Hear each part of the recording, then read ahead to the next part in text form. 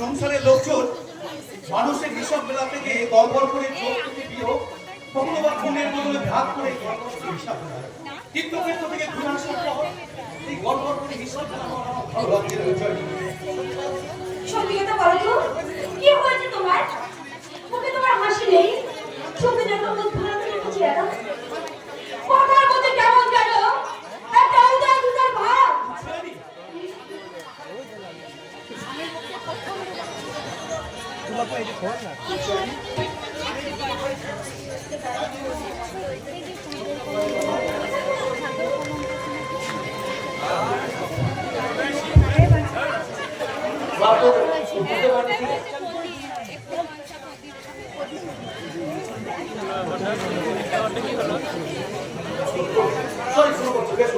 তুমি কি শুনতে পাওনি? আমি কাল সারা রাত ওই ঘরে বিছানার মধ্যে আমি শুয়ে শুয়ে কেঁদেছি। কি করে পাবো? আমি তো সারা রাত বারান্দা বসে কেন বসেছিলে? আমি তো বারবার আমি তোমার হাত ধরে আমি তোমাকে বলেছিলাম ঘরে এসো, দেশ ভ্রমণ করে তোকে তুমি কি দেখেছো আমাকে তুমি তার গল্প বলবে। তুমি আমার কোনো কথা কোনো উত্তরই দাওনি। এখন বাড়ির সবাই ঘটনা জেনে গেছে, তাদের আমি কি বলবো তুমি আমাকে বলো তো। তুমি কাকে কি বলবে সেটা তোমার ব্যাপার। আমি শুধু বলতে পারি তীর্থক্ষেত্র থেকে ঘুরে আসার পর এই ঘর বাড়ি বিষয় সম্পর্কে আমার কিচ্ছু ভালো লাগছে না, কিচ্ছু না। দাদা ও ব্যাপারটা আমার যে একদম ভালো লাগছে না। যে মানুষটা আমাকে একবার একদিন দেখতে না পেলে পাগলের মতো হয়ে যেত, সেই মানুষটা দেশ ভ্রমণ করে আসার পর থেকে আমাকে ভালো করে চেয়েও সে দেখছে না। আমি এক্ষুনি গিয়ে আমি বাবার কাছে সব কথা বলবো। আমি সবে শুনেছি।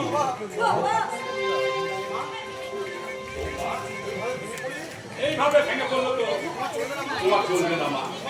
তোমাকে যেমন করি হোক আমার একমাত্র ছেলে সুমন্তকে সংসারমুখী করতেই হবে। তোমাকে সুমন্তর মন থেকে মুছিয়ে দিতে হবে উদাসীন ভাবনা। না না না, শুধু চেষ্টা নয়, তোমাকে প্রতিজ্ঞা করতে হবে। সুমন্ত উল্টো পাল্টা চিন্তা করলে যে দেখবে আমার এত বড় বিজনেস।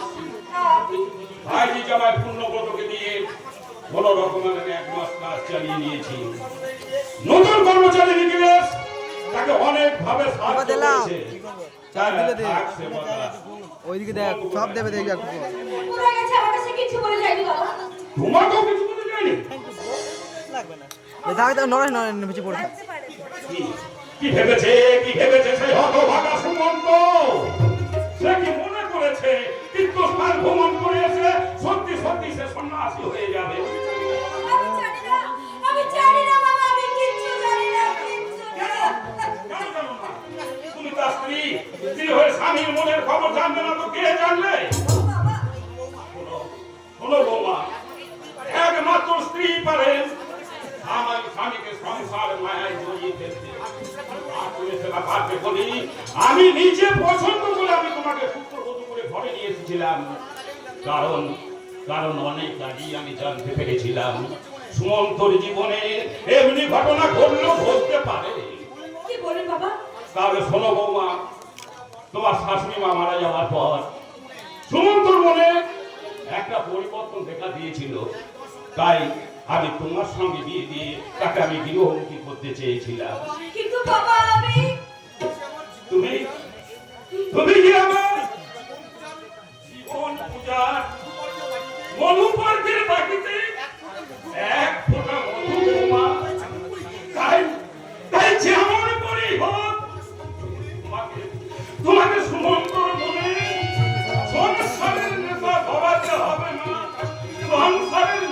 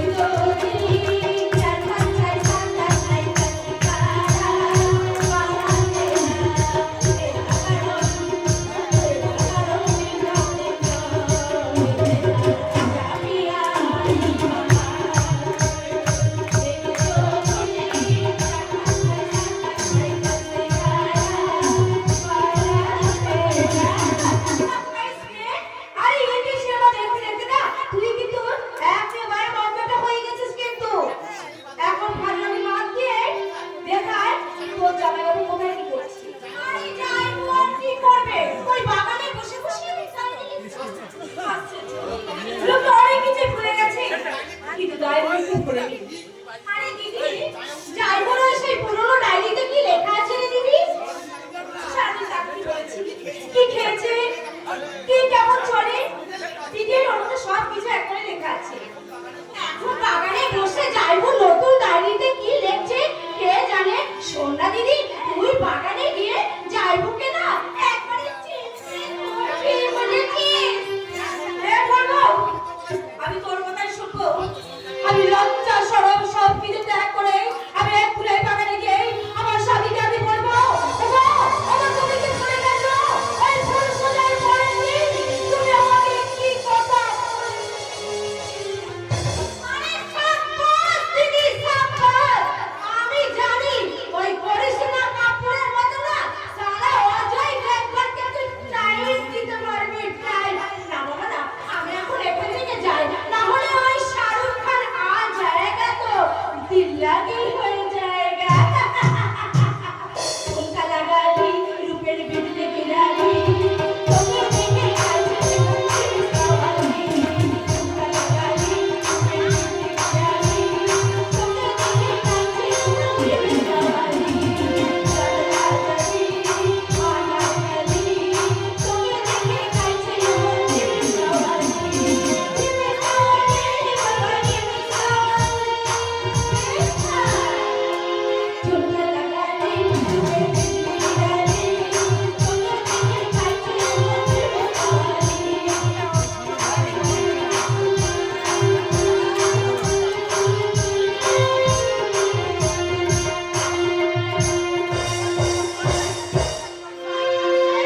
এসেছি, আমি এসেছি, দূর হতে বহু দূরে পথে পথে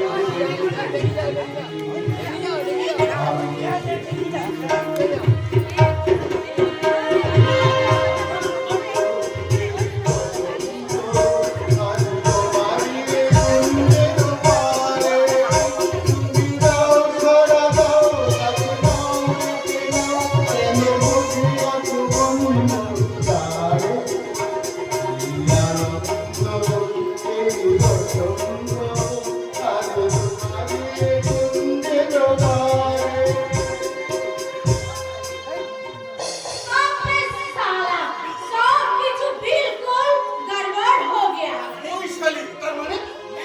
अरे बेशुदा, तुमको कहानिया का साथ मुलाकात करते आएगा। अरे शालीनवार, लेकिन ऐसे गालो बांग्ला सिनेमार कबलू पर खल्लायो।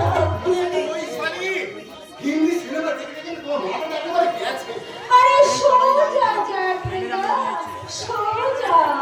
तेरा सर्वांग का डबली अरे फांस गया। তাই তো এখন তুই বাংলা সিনেমার নায়িকার মতো একা সুরে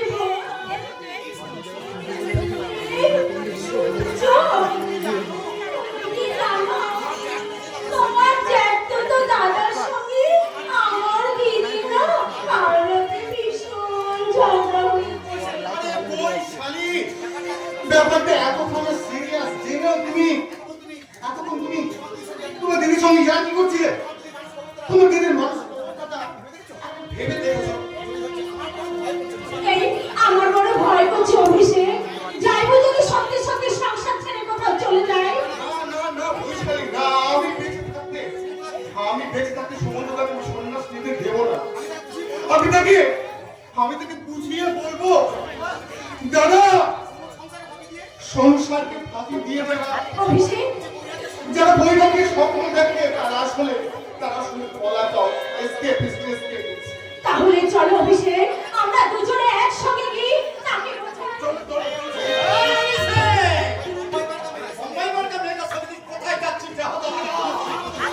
হতভাগা, হ্যাঁ? তোমার মতন ভাগ্যবান হওয়ার থেকে হতভাগা হওয়া অনেক ভালো বাবা। রামচন্দ্রের অভিষেক হওয়ার সময় কই দশরথের কাছে 3টে বর চেয়েছিল, আর সে কথা মেশমশাই সবাই জানে। কিন্তু আপনি আপনার ছেলেকে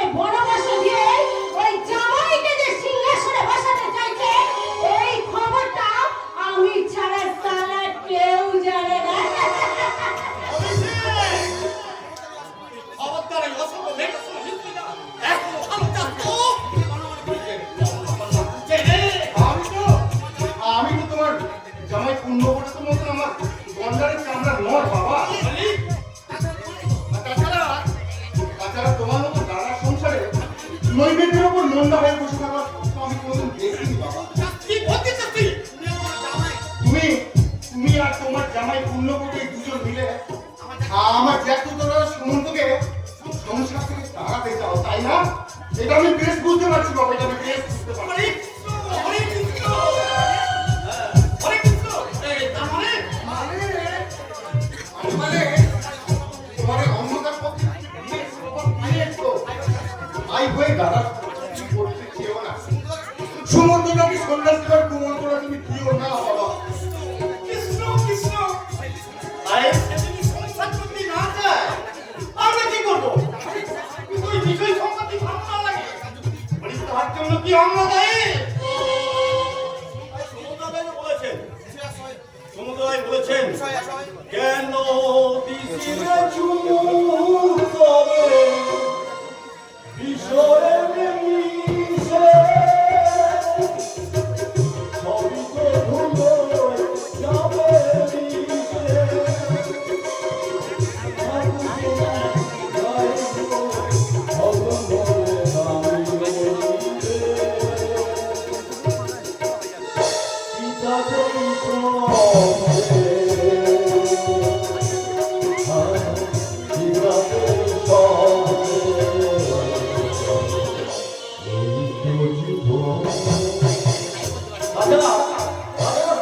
আরো বলেছেন বিষয় আসয় বিষ বিষয় জীবন বড় অবস্থা। ধন্যবাদ ধন্যবাদ পুণ্যবত, ধন্যবাদ, অশেষ ধন্যবাদ।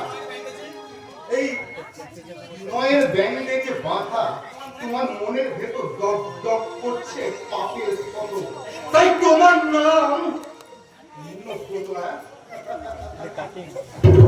তুই তো মেরে এই হৃদয় বাবার পক্ষ ছেড়ে দিয়ে কোথা কাটতে জ্যাঠার ছেলে পক্ষ না শহরে থানে গেলে কোনো দেখে না এক বাজে কি কপাল আমার কি কপাল আমার ছেলে এক কাপ আরে তো পক্ষ খাবা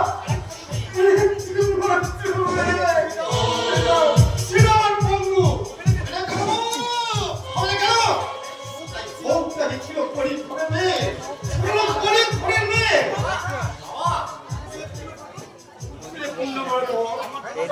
আমার দাদা যেমন করে ওই ছোট লোক গরিব ঘরের মেয়ের সঙ্গে বিয়ে দিয়ে আমার চিকিৎসাকে চালিয়ে দিয়ে চাকরি দিতে না ঠিক আমিও ঠিক আমি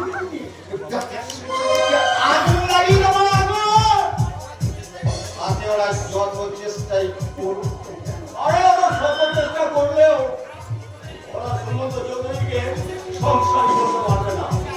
সে আগের মতো হয়ে গেলে সংসারই হতে চাইবে। আমাদেরকে সর্বনাশ হয়ে যাবে পুণ্যব্রত। আপনি তো চিন্তা করবেন না, ভাগ্য আমাদের বাধা মতো। তাই যে যতই বাধা দিক আমি ঠিক পৌঁছে যাবো আমার ওই লক্ষ্যে। ঠিক আপনার এই কথা আমি কারণ থেকে দরজার কাছে দাঁড়িয়ে আমি থেকে শুনে এলাম বাবা সুমন্তকে হলদিয়া তোমার কথা ভাবছে এই তুমি যাও না করে সুমন্তকে হলদিয়া নিয়ে আর কাছে তার কানে করে সঠিক কথা বলবে কেউ যদি উঠে গেছো ওই সেখান থেকে যেন নিতে নামতে না হয়। আমরা জিতবই বাবা, আমরা জিতবই যদি বিধি না হয় বাবা। সুমন্তর সঙ্গে দেখা হই এটা কানে হরে কৃষ্ণ হরে রাম গোপাল গুরু রাধেশ্যাম বুঝলে বাবাজি বুঝলে হরে কৃষ্ণ হরে রাম গোপাল গৌর রাধেশ্যাম হরি হরায় নম কৃষ্ণ যাদবায় নম হে হরায় নম কৃষ্ণ যাদবায় নম কেশবায় নম হরি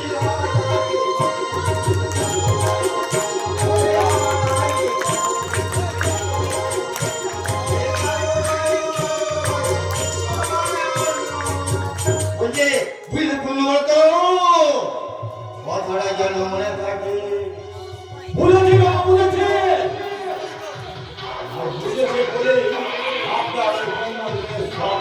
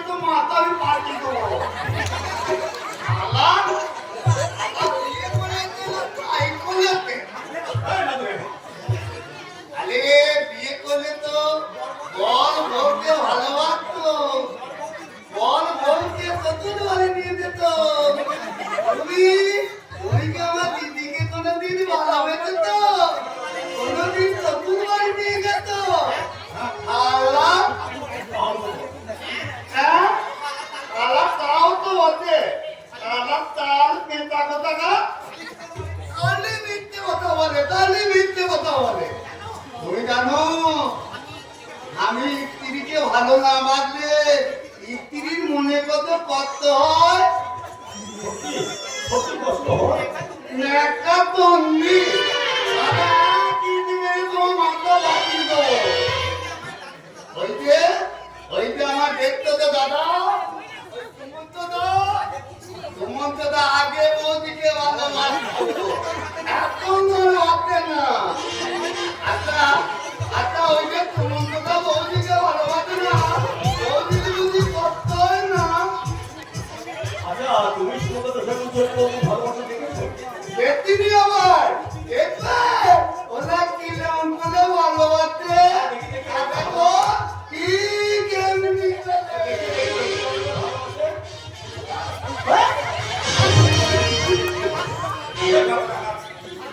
ভালোবাসা দেখা যাচ্ছে ইডিয়েট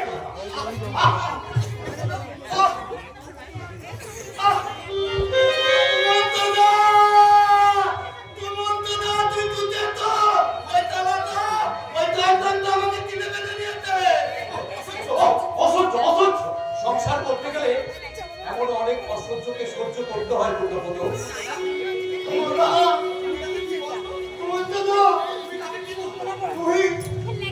তুই কাকে কি বলতো ওই তয়তন্ত্রে কি মানুষ মতেই না ওই তয়তন্ত্র জিন্দাত করে মজা জিন্দির কাজ করতে ভক্ত কোথাকা আল্লাহ এক নিবে তো তুমি জানিয়ে দেব আল্লাহ এ করে তোমার তাই করতে এক নিবে তো তুমি মাধব মাধব আমি আজ তুমি মাধবের জামাই দাও সারা কে ছেড়ে চলে যাবো আচ্ছা উজ্জ্বলী বলতে তো আপনার স্ত্রী আপনিও তাকে দূরে ফেলে সরিয়ে দেন চিঠিয়ে তো আপনার কাছ থেকে কম টাকা পাচ্ছেন না হ্যাঁ তুমি ঠিকই বলেছো কিন্তু কিন্তু কি করি বলতো দেশ ঘুরে আসার পর তীর্থ থেকে ঘুরে আসার পর থেকে আমি ঘর সংসার কিচ্ছু ভালো লাগছে না ভালো লেগে কোনো লাভ নেই শুনবো এই সংসার হলো অসার এই সার কথা বুঝি তো ওই মগধ সম্রাট বিম্বিসার বৌদ্ধ ধর্ম দীক্ষা নিয়ে নিল মায়া সুমন্তদা মায়া সবই মায়া আরে সেই জন্যই তো মুনিষা বলে গেছেন কি বলেছে মায়া প্রপঞ্চময় মায়া প্রপঞ্চময় আর মুনি রঙের নরবর মুনি আগে যায় যারে যা সাজায় সেটাই সাজে সবই মায়া সুমন্তরা সবই মায়া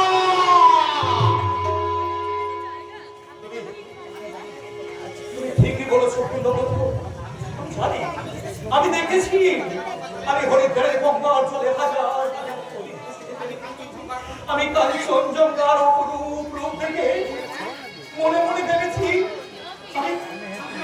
আমি ছাত্রীদের বরফ ঢাকা ওই পাহাড় থেকে আমি মনে মনে বলছি আমি কোথায় আমি আমি কে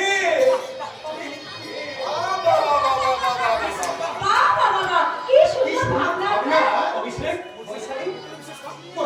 তোরা বিশ্বাস কর একটা অদ্ভুত ভাবনা ছিল আমাকে ভীষণ ভাবে পাগল করে দেয় রে পাহাড় পর্বত নদী নালা আমাকে যেন হাতছানি দিয়ে ডাকে আমি পাগলামি করবো না কোথায় যাবো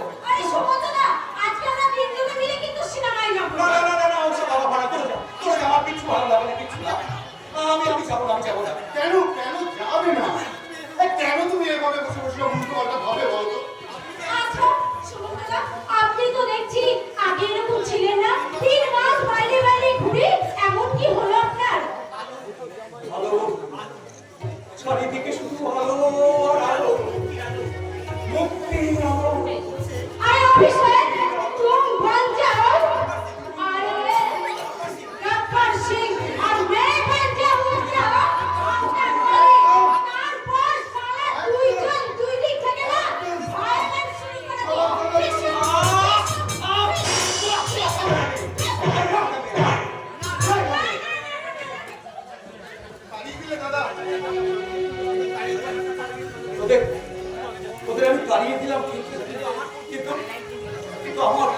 ভালোবাসার কথা আমি আমি আমার ডায়েরি সব কিছু লিখে রেখেছি। শুধু লিখে রাখুনি, তোমার যে উজ্জ্বলের স্বাগত তুমি করেছো বিশ্বাস করতে। বুঝবানি আমার স্ত্রী গো, ওই বাবার প্রতি কি তোমার কোনো কর্তব্য নেই? আমি আমি তো তোমার কাজে বাধা দিইনি উজ্জ্বলী। শুধু স্বপ্ন দিই তাদের স্বপ্নের তারগুলো একটা একটা টানে তুমি আমার ছিঁড়ে দিই। হৃদয়ে মাঝে এখন বাজছে বাউলের এক তারা উজ্জ্বলী। তা তো বাঁচবি, তুমি যে বাবার একমাত্র ছিলি। একমাত্র ছেলে বলে কি হবে সংসারের সমস্ত দায়িত্ব স্বীকার করতে গিয়ে একটু কোনো মানে নেই উজ্জ্বলী। কি বললি? ঠিকই বলেছি। তুমি আমার সঙ্গে এই মুখে চলে যাও। না, আমি তোমার সামনে থেকে চলে যাবো সেটা আমি আসিনি। আমি এসেছি তোমাকে 1 বছর আগে সমস্ত কথাগুলো তোমাকে মনে করিয়ে দিতে। এই দেখ, তুমি 1 বছর থেকে এই ডায়েরির মধ্যে এসব কথাগুলো তুমি লিখেছিলে। আমি পিছিয়ে যাও 1 বছর আগে সেই দিনগুলো তুমি ফিরে যাও। তোমার সব কথা মনে পড়ে যাবে। তোমার মনে পড়বে তুমি আর আমি একসঙ্গে কি কথা বলেছিলাম। আমার উচ্চারণে যখন হাসে তখন তখন যেন ঠিক মনে হয় আমি আমি ওই সন্ধ্যাবেলায় খেজুর গাছের পাতা জোনাক ও খাজুর খেতে গেছি। আমার স্বামী যখন আমার দিকে তাকায় আমি যেন সমুদ্রে স্নান করছি। আমার উচ্চারণে যখন মাথায় ঘোমটা দেয় তখন তখন মনে মনে ভাবি আমি যেন শুয়ে আছি এক মরুখানের ছায়ায়। আমার স্বামী যখন আমাকে ভালোবাসার কথা বলে আমি তখন কেমন নৌকো ভাষায় প্রেমের স্বর বলি। আমার উচ্চারণে শীতের সিঁদুর তার কপালে সিঁদুরের তীর আমাকে নিয়ে যায় কোথায় ভালোবাসার দ্বীপপুঞ্জে।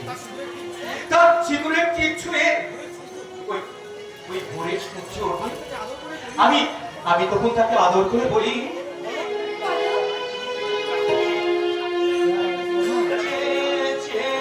দেখি ফোটে জবে ফুল ফুল বলে না তো সে আমার ভুল। দেখি ফোটে জবে ফুল ফুল বলে না তো সে আমার ভুল। দেবী দেবী ঘুরে চাতকি বলে না তুমি সুন্দর তাই সে থাকি প্রিয় সে কি মোর অপরাধ। তুমি সুন্দর তাই সে থাকি প্রিয় সে কি মোর অপরাধ।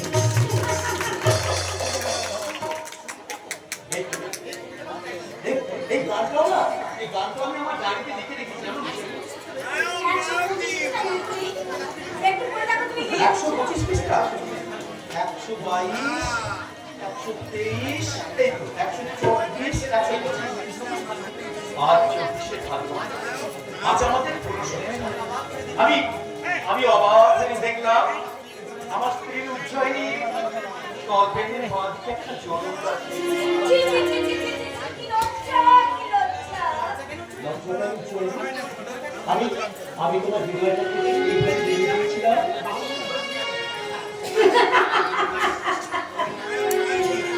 দেখি চঞ্চলতা আমার মনে হয়েছে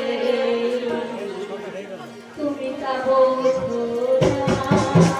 দেখি চঞ্চলতা আমার মনে হয়েছে তুমি তা বোঝো না। যত সুন্দর শান্তি না তুমি আমার যত শান্তি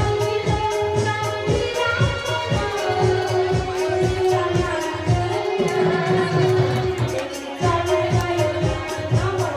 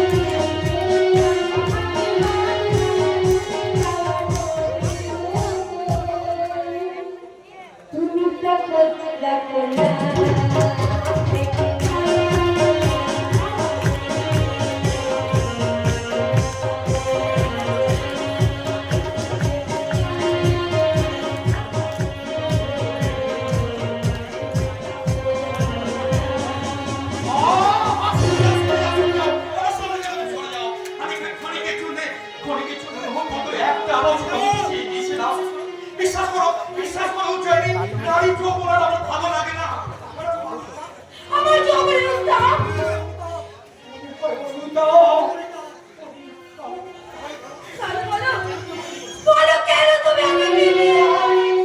আপনার প্রতিবন্ধীর দেখা পাওয়া যায় না উচ্চয়নী। কি বলে? ত্যাগে জন্ম উচ্চয়নী। আমি উত্তর দেবে হতো বাগা তুই আমার ঘরে জন্মেছিলিস কেন? বাবা, বুদ্ধদেব তো রাজার ঘরে জন্ম নিয়েছিল বাবা। তুই ধর্মের কথা বাদ দিয়ে সংসারের কাছে মন দে। বাবা, তুই আমার একমাত্র সন্তান। একমাত্র সন্তান বলি কি? ছোটবেলায় তোর মা মারা যাবার পর থেকে আমি তোকে কোলে পিঠে করে মানুষ করেছি। মানুষ করেছেন বলে তো বাবা এই সব সাধারণ মানুষকে দেখলে আমার ভয় হয়। সুমন্ত বাবা, সে আমাদের নয় বাবা। ওকে আপনি শাসনের কণ্ঠে বলুন। ওকে সংসারী হতে হবে। আপনার কাছে সব কিছু দায়িত্ব ওকে মাথায় তুলে নিতে হবে। আমি আবার পিঠে ভ্রমণ যাবো বাবা। কি বললি? এত এত সাহস তো বাবা, এই বয়সে তুই বৃদ্ধের কাঠ হতে চাস না? তোকে আর আমি সে সুযোগ দেব না।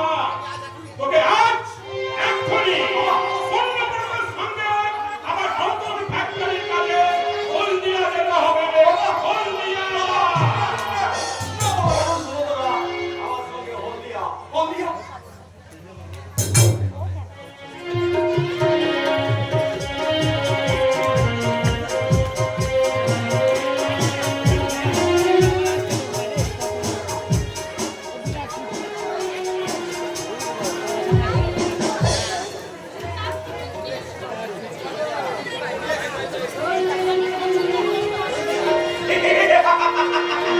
হলদিয়া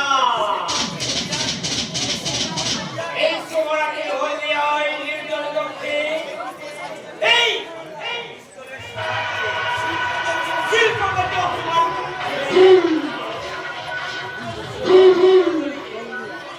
গুলি করে মারা হবে।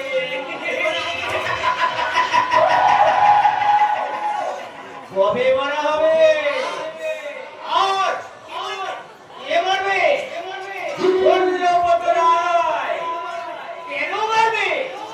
চৌধুরীর একজন মানে একচ্ছত্র মালিক হবে বলে। তোমার মুখ থেকে আর একবার কিন্তু উচ্চারণ শুনলে আমি তোমার হাত থেকে পিস্তলটা কেড়ে নিয়ে আমি তোমাকে কিন্তু গুলি করে মারবো। স্যার, আমার ভুল হয়ে গেছে। কেন তুমি এত লিখলে সেই কোম্পানিতে চাকরিটা আমি তোমাকে পাই দিয়েছিলাম। ভুলে যায়নি মিস্টার রায়। তবে আমার তুমি ভয়ের কোনো কারণ নেই। ওই পূর্ণবতকে মারার সমন্ত চৌধুরীকে মারার প্ল্যান আমি বহুদিন আগে তৈরি করে সেই সব অনুযায়ী আজ ভোরেই থেকে সমন্ত চৌধুরীকে মারা করতে হবে। অথচ সুমন্ত বাবু অথচ সুমন্ত বাবা এক মনোসুর বাড়ি থেকে এসে পরম নিশ্চিন্ত হলদিয়ায় বসে আছে। আর ভাগবনে কেন চাউলে বিশ্বাস করেছে। আজ আসতে দাও, যাও। ঈশ্বরের গুলি হলো আছে তো।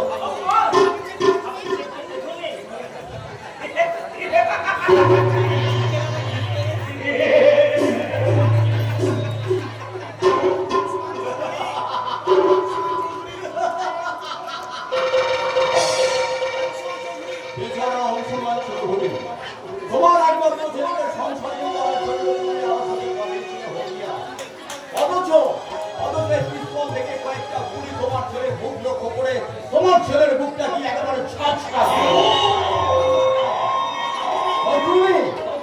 তোমার পুত্রবধূ, তোমার পুত্রবধূর বোন এবং বাড়ির সকলে জানে সুমন্ত চৌধুরী সৈন্য শিবিরে কি হচ্ছে করে নিয়ে আসবে।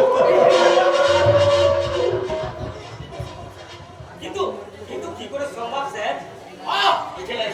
আমার কিন্তু তোমার জীবনে চলার পথে এত কিন্তু থাকলে কিন্তু তোমার মেন লক্ষ্যে পৌঁছতে পারবে না।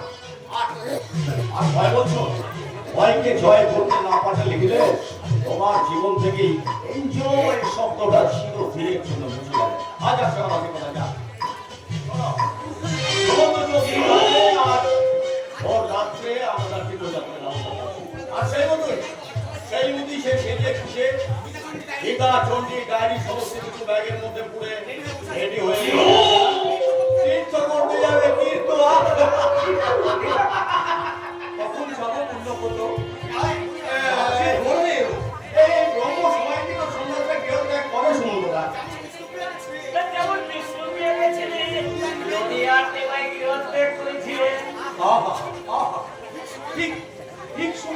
ঠিক কথাই বলেছো নিখিলেশ।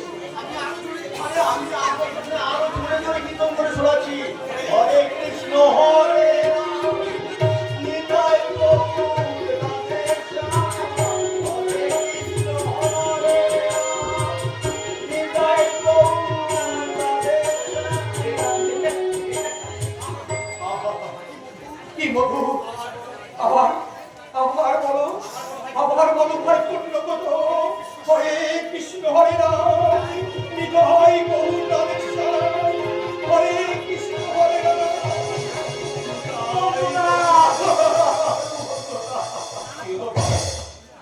কেদনা পুণ্যব্রত, বন্ধুকে বন্ধুর মুক্তির সময় কাঁদে। বন্ধু হ্যাঁ নিখিলেশ, হ্যাঁ পুণ্যব্রত, তোমরাই তো আমাকে সংসার থেকে বার করে নিয়ে এসে বন্ধুর মতো কাজ করেছো।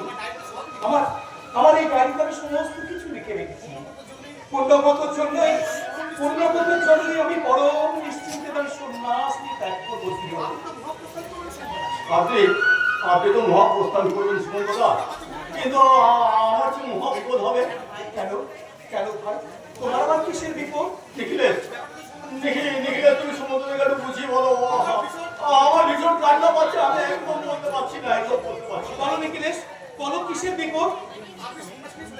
আপনি সন্ন্যাস দিয়ে চলে গেলে জ্যাঠামশাই, উচ্চনিমতি বোন, বাড়ির সবাই আমাকে দোষারোপ করবে সুমন্তদা। তাই বলছিলাম কি, আপনি যদি আপনার ওই ডায়েরির প্যাডে আমাকে একটু চিঠি লিখে দিতেন। কি লিখতে হবে বলো? দাও। আমার দায়িত্বে লিখবো? আচ্ছা। পেন আছে তোমার কাছে? না, তাও নেই। ও নেই, বাহ, তাহলে কিসে করে লিখি বলো তো? নিখিলেশ, তুমি ভেতর থেকে একটা পেন নিয়ে এসো তো, যাও। তো হোটেলের রুমে পেন আছে, নিয়ে এসো, যাও। আমি চিঠি লিখে দিচ্ছি। পুণ্যব্রত, কোনো ভয় নেই, তোমার কোনো দোষ হবে না, আমি লিখে দিচ্ছি। একটা কাগজ নিয়ে আসবে নিখিলেশ, একটা কলম, সাদা কাগজ নিয়ে আসবে নিখিলেশ।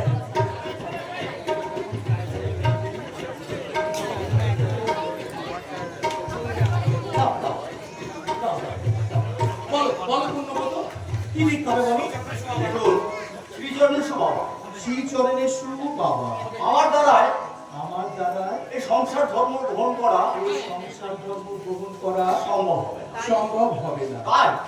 তাই আমি নিজের ইচ্ছায় আমি নিজের ইচ্ছায় সংসার ধর্ম ত্যাগ করে সংসার ধর্ম ত্যাগ করে আশেপাশের সকলের কাছ থেকে আশেপাশে সকলের কাছ থেকে চিরদিনের জন্য সংসার ত্যাগ করে সন্ন্যাস ধর্ম গ্রহণ করে সন্ন্যাস ধর্ম গ্রহণ করে গৃহ ত্যাগ করলাম। গৃহ ত্যাগ করলাম। ইতি আপনার নামটা একটু সই করে দিন। সত্য সংগ্রামী সুমন্ত চৌধুরী। এই নাও চিঠি পুণ্যব্রত। আর তো তোমার কোনো ভয় নেই পুণ্যব্রত। এবার তোমরা আমাকে নিশ্চিন্ত হয়ে বিদায় দাও পুণ্যব্রত।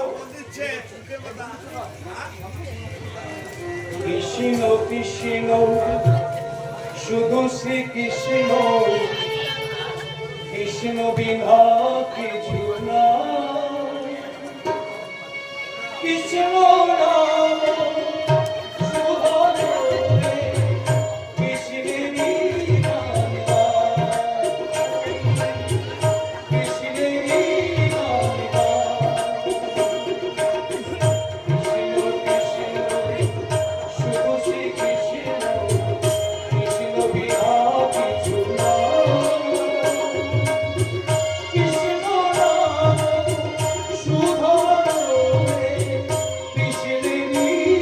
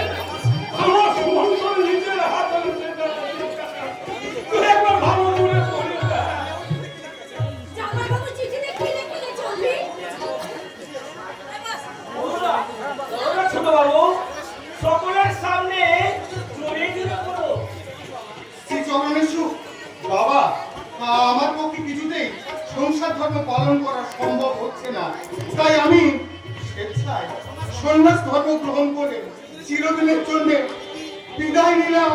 ইতি ইতি ঈশ্বর সন্ধানী সুমন্ত। ওই কথাটা আমি আর সহ্য করতে পারছি না। হ্যাঁ, হ্যাঁ, তুমি তো তখন বন্ধায় ছিলে পূর্ণবত।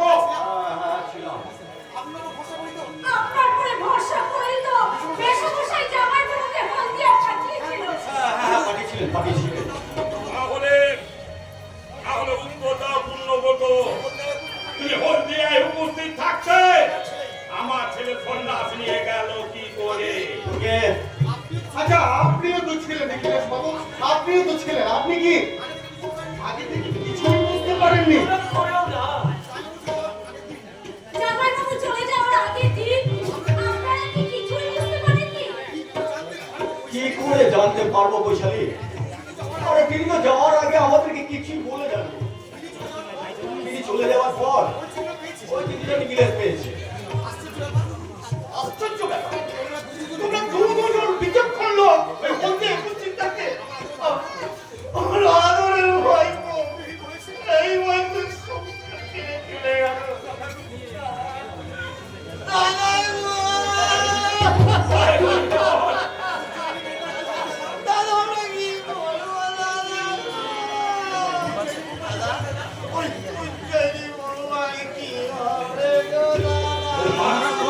তোমার খবরটা কি শুনেছে? মেশামশাই খবরটা শুনে দিদি একেবারে পাথর হয়ে গেছে মেশামশাই। ঈশ্বর! আমি বৌমাকে কি বলে সান্ত্বনা দেব প্রভু? কি বলে সান্ত্বনা দেব?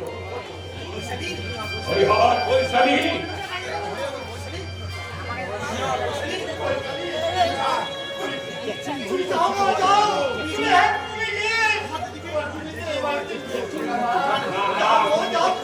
না, ওকে যেতে হবে না। আমি যাচ্ছি। আমি এই বৌমাকে বলছি, বৌমা তুমি পাথর প্রতিমার মতো নীরব হয়ে দেখো না। আমি তোমাকে কথা দিচ্ছি, আমি আমার সর্বশক্তি প্রয়োগ করে সেই হতভাগা সুমন্তকে আমার সংসারে আমি আবার ফিরিয়ে নিয়ে আসবো। বৌমা, বৌমা, দিদি তোর কাছে জল নেই কেন রে দিদি? তুই কাঁদ দিদি, তুই একটু কাঁদ। না কাঁদলে কি তুই পাগল হয়ে যাবি দিদি? পাগল হয়ে যাবে বৌদি। চুপ করে আছেন কেন বৌদি বলি? আপনার দাদাবাবুকে তীর্থক্ষেত্র থেকে ফিরিয়ে নিয়ে আসবো। আসবো মানে আজই আমরা যেটা মশাই আশীর্বাদ মাথায় নিয়ে পৃথিবীতে সমস্ত জায়গা থেকে বাড়িতে হাজির করবোই। পূর্ণবর্ত এই বছর বৌদির চোখে জল দেখে আমি যা সামলাতে পারছি না বাবা। আমি কিছুতেই তুমি জল আটকাতে পারছি না, কিছুতেই না, কিছুতেই না। বাবা নিখিলেশ, আর তুমি আর দাঁড়িও না বাবা, তুমি আর দাঁড়িও না। এক্ষুনি তোমাকে যেতে হবে আমার সেই ভাইকে থেকে বের করে আনতে। এই মায়া কাশি দিনবাবু লক্ষ্মীরা যেখানেই থাক তাকে ধরে আনতে হবে। চলো তাড়াতাড়ি এসো। দিদি তুই কি বোমা হয়ে গেলি? দিদি তুই কি বোমা হয়ে গেলি? তোর চোখ দিয়ে যে এক ফোঁটাও জল পড়ছে না রে দিদি।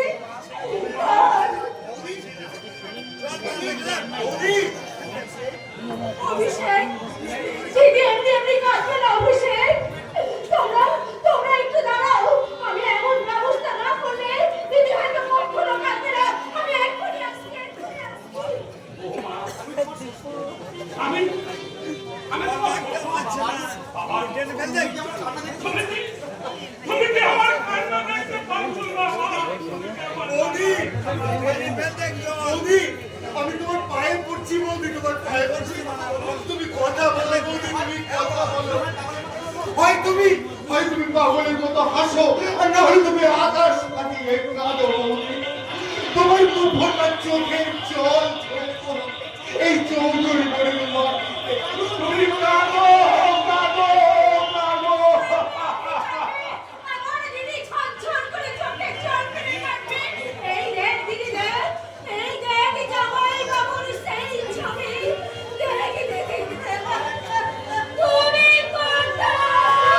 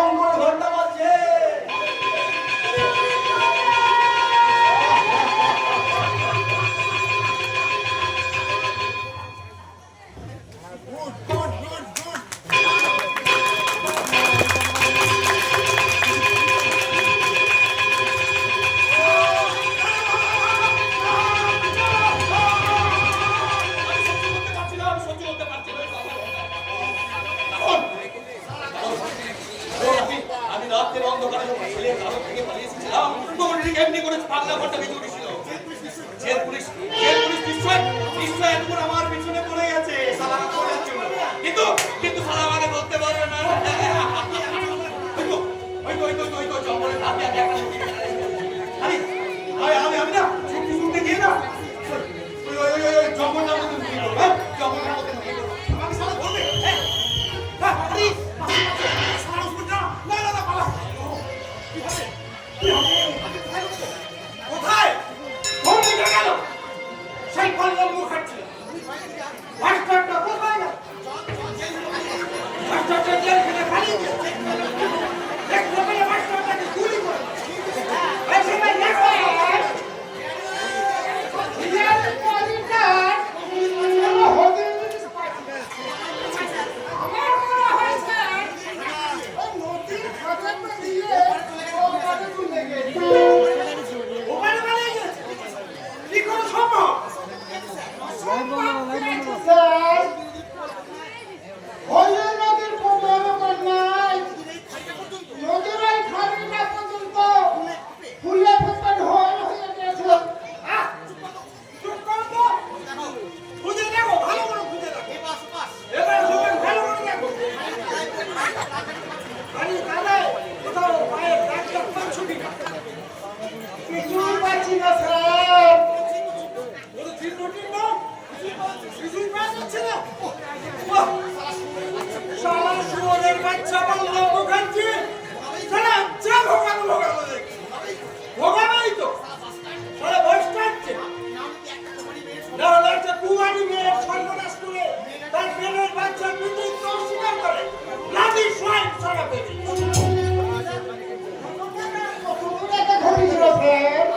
আজ থেকে প্রায় 10 বছর আগে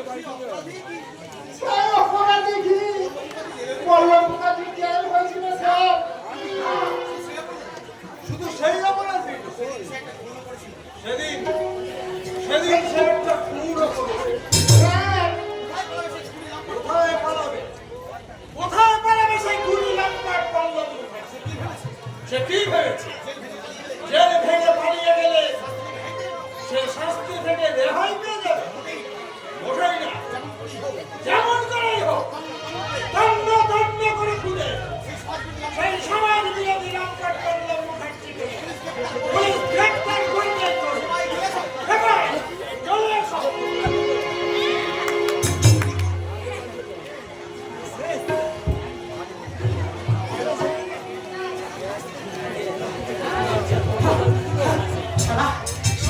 সালামের আমাকে বলছিল নাকি যেখান থেকে খুঁজে বার করবে। বাবা সালাই জেল ভাঙা পয়সা পল্লব মুখার্জিকে গ্রেপ্তার করবে।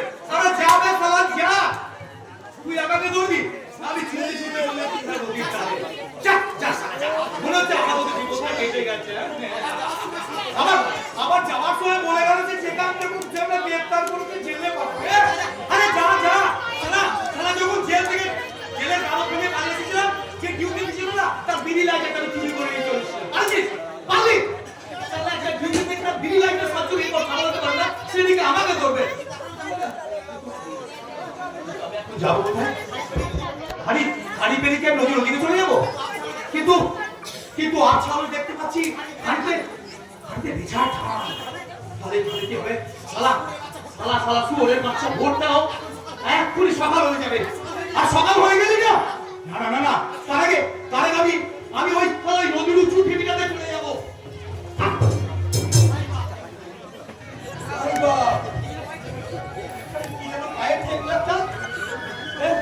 দেখি তো কি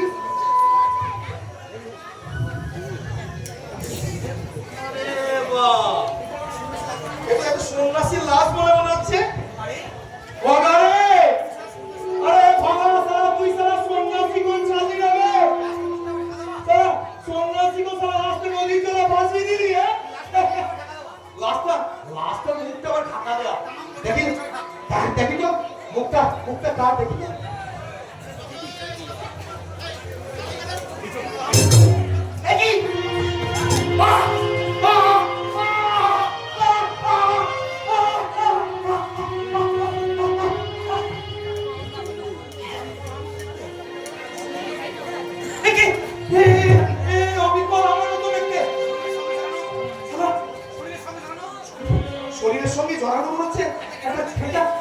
খোলা আছে। দেখি তো নিশ্চয় সালা মাল করে কিছু হবে। দেখি সালা মারবে আর কেল্লা।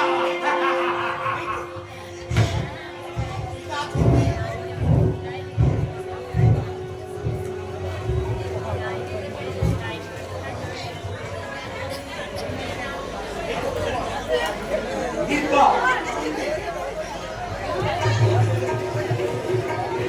চন্ডী নাইনি সালা বডির সঙ্গে জড়িয়ে প্লাস্টিকটি মারা ছিল বলে নষ্ট হয়নি। দেখি তো নাম কি লেখা সুমন্ত চৌধুরী শিল্পপতি অংশমান চৌধুরী একমাত্র ছেলে। সাবাস সাবাস বাবা। সালা সন্ন্যাসী থেকে বেরে না, সালা আমার পল্লব কাছে বাঁচিয়ে দিয়েছিস রে। কিসের আওয়াজ? সালা ঘুরে বাচ্চা শিয়াল। খেতে দেয় বলি, খেতে দেবো না। এই অবিকল আমার মতো দেখতে এই বডিটাকে না, এই বডিটাকে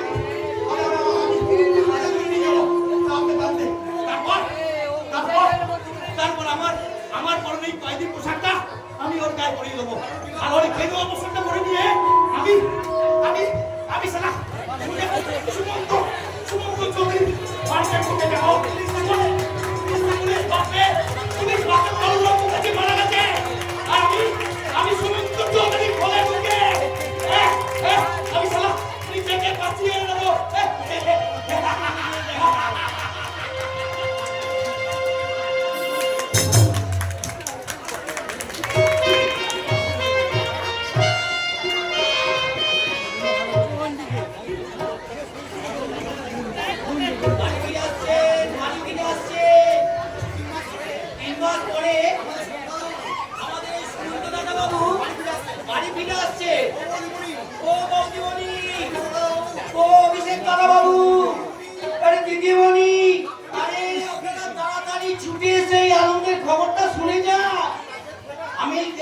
বাজারে ঠুলেটা নামিয়ে রেখে অসুস্থ কর্তাবাবুকে কি বলবো, কর্তাবাবু এবার আমি সুস্থ হয়ে উঠবে, কারণ সমুদ্র দাদা বাবু বাড়ি ফিরে আসছে। সমুদ্র দাদা বাবু গো, সমুদ্র দাদা বাবু। কি বলছো তুমি বর্ষাকা? হ্যাঁ গো দিদিমণি, দাদাবাবু সন্ন্যাসীর পোশাক পরে ওই স্টেশনের বটতলায় চুপচাপ বসে আছে। কিন্তু তিনি যে আমার জামাই বাবু, সেটা তুমি জানলে কি করে? হ্যাঁ গো দিদিমণি, হ্যাঁ, সেই চোখ সেই মুখ গো দিদিমণি, যে ফটোটার সামনে তিন কাঁধে সেই ছেলেটার সঙ্গে হুবহু এক। তাই যদি হয় বর্ষাকা, তাহলে আর এক মুহূর্ত দেরি করো না। আমি ছুটে গিয়ে অসুস্থ মেসমশাইকে খবর দিচ্ছি, আর তুমি যাও অভিষেককে তাড়াতাড়ি এখানে নিয়ে এসো। ডাকতে হবে না বৈশালী, ডাকতে হবে না। এখানে আসার আগেই ডাক্তার কিছু লোকের মুখে আমি খবরটা শুনেছি, কিন্তু আরে খবরটা যদি সত্যি হয় মহেশ্বর চা, আমি তোমাকে নিয়ে না হিন্দি গানে নাচবো কিন্তু। আরে কিনে মারি পিছে কারি তোরি ভিगी अंगिया वो रंग रसिया रंग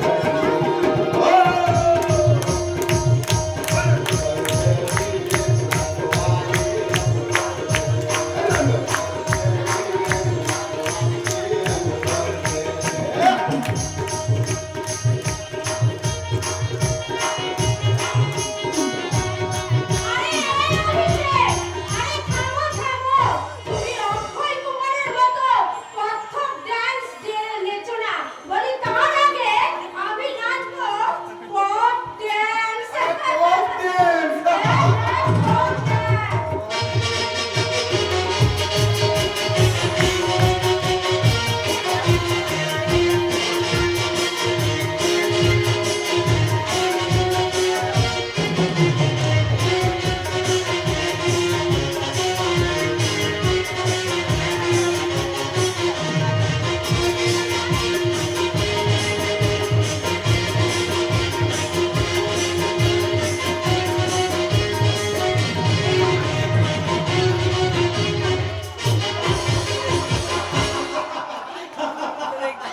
তাই করবো, তোমরা তাই করো। নাচে গানে আনন্দে এই বাড়িটাকে মাত করে দাও। আমি ওই ছুটে গিয়ে অসুস্থ কর্তাবাবুকে আনন্দের খবরটা দিয়ে আসি। কর্তাবাবু, কর্তাবাবু। আমার ঠিকই আনন্দ হচ্ছে। আরে আনন্দের কথা বড় হবে, আগে তুমি গাড়ি নিয়ে সেই স্টেশনের রাস্তা বরগাছতলা থেকে জয়বাবুকে নিয়ে এসো। তাড়াতাড়ি যাও। সে তো আমি যাবই। খবরটা শোনার পর থেকে আমার মনের মধ্যে যেন একটা ঝড় ঝড়। আর সেই ঝড়েই আমাকে না শুকনো পাতার মতো উড়িয়ে নিয়ে যাবে ওই বটতলায় বসে থাকা সন্ন্যাসীর কাছে। আমি চললাম।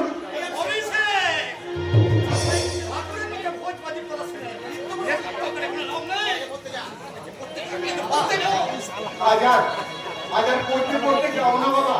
আজকে যাবো উঠতে উঠতে স্বপ্নের শিখরে উঠতে।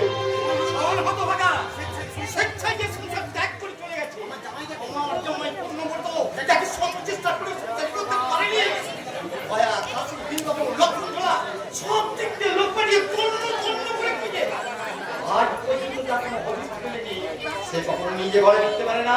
পারে না। না, কখনো না। ওইসব হাত তুই বুঝবে কামড়িস না। পুজোর কান আমি দিইনি বাবা। পুজো কিনা জানতে আমি আমার এই দুটো চোখ দিয়ে দেখতে সেখানে যাবো বাবা। আমি সেখানে যাবো। আরে জানা গিয়ে দেখবি সন্ন্যাসী এসেছে ঠিকই, কিন্তু তোর দাদা ওই সুমন্ত চৌধুরী নয়। তাই যদি হয় বাবা, সত্যি যদি সে সুমন্ত চৌধুরী না হয়ে অন্য কোনো সন্ন্যাসী হয়, আমি সেই অপরিচিত সন্ন্যাসী পায়ে ধরে জিজ্ঞেস করবো, এই সন্ন্যাসী আপনি তো ভারত